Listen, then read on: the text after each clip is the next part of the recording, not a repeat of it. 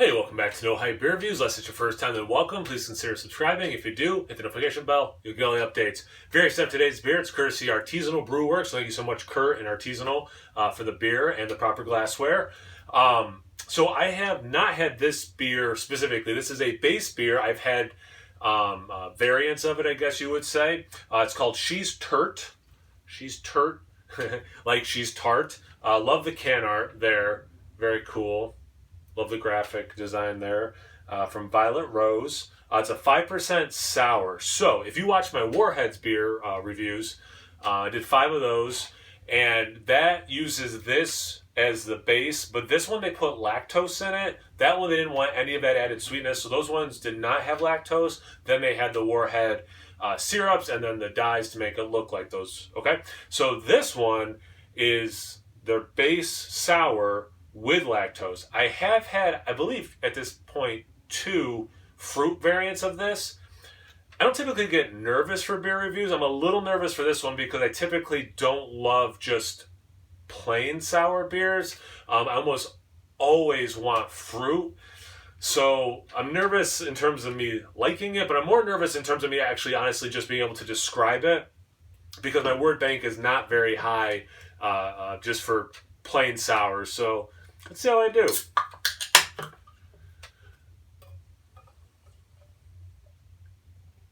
Be cool to have a can of this, and I have an extra one.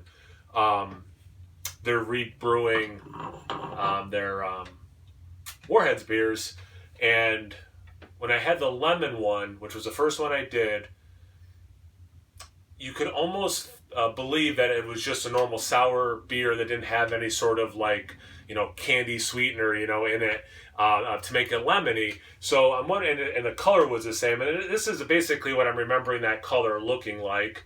But just in terms of the taste, that might be kind of a cool little experiment for me to do. But anyway, yeah, I mean, it actually looks kind of like what I think a Pilsner looks like. And again, my word bank is not great for this style. I'm just going to be honest. Not a lot of head. It is, I mean, I guess I can say barely off white. It's pretty darn close to white. But yeah, not a lot of head remains.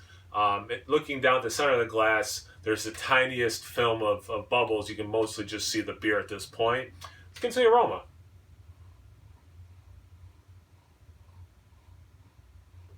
So this is, yeah, I'm not going to say I'm hitting a roadblock or something, but yeah, to describe this, I'm going to have to really challenge myself.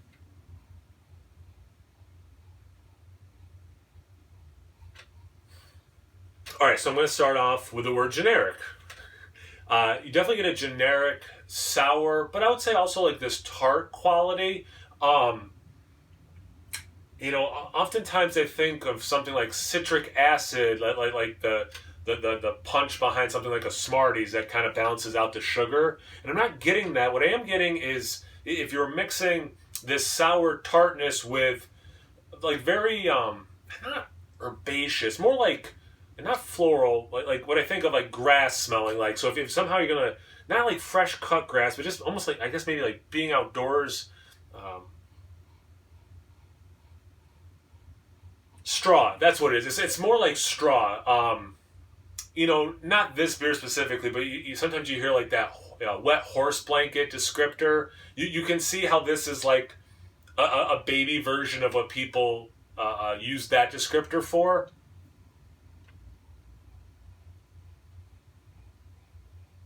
See, then I mentioned that how I wasn't getting that citric acid thing, but I could swear I'm getting a little bit of citric acid and like a little bit of lemon peel.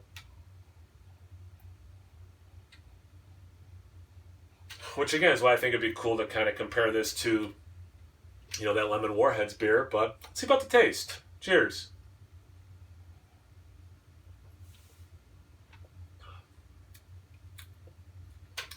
Okay.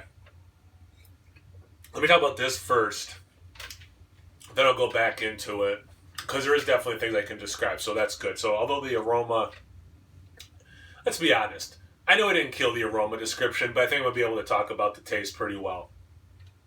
First things first, you get that sourness, and I really had the advantage of doing those Warheads beers before this.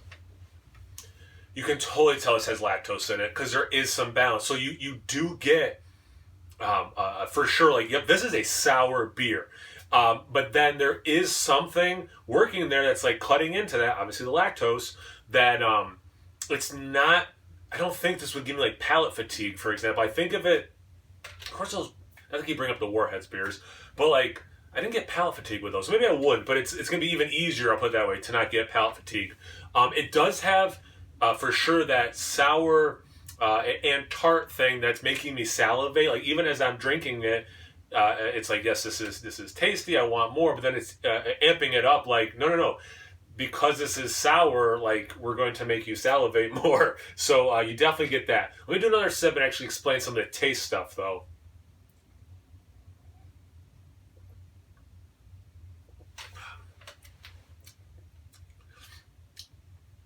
You do get the original sourness up front for sure, but again, then that lactose thing helps bring balance, so that's great. It's not that they're like fighting, it kind of levels off for a moment, so like in harmony and balance there.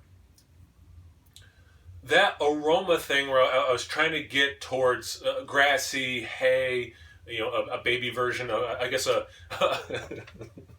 a wet pony blanket. But like what I was getting, that aroma, I am getting in the taste. I'll just call it an X factor at this point, see if I can come up with something a little better in terms of how it's translating to the taste.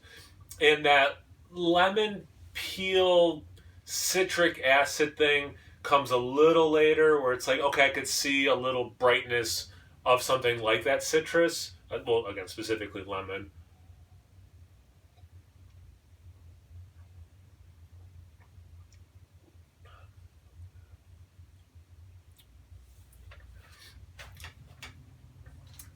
So I'm going to build off that lemon.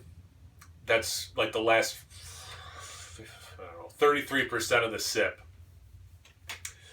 Now I'm getting a little bit of a mix, not a little bit, a lot of bit of a mix of what I think a lemon and a grapefruit tastes like. It's not so much that I'm getting lemon and grapefruit, but if somehow those could come together in some way, because it's not full on one or the other, but it's also not like moments of each. It's really interesting. And again, I don't have the word bank. I'm really like coming up with what I can think of that makes sense. But I recently had a grapefruit, and I use lemons a decent amount. So like I definitely have that in my brain and on my palate, relatively speaking. And yeah, it's interesting. Wow.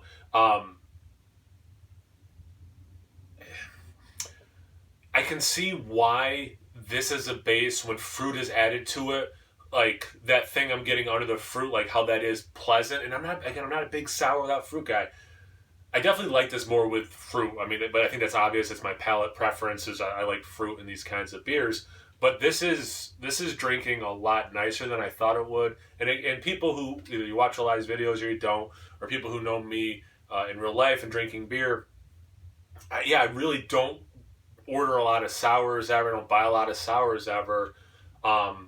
This is one I could see myself, especially on like a hot day, enjoying, because it has that sourness, but again, that lactose is a secret ingredient here. Not so secret because I keep talking about it, but like in terms of it's the winner here. It's the thing that is making this so enjoyable for me. Is it's not killing my palate.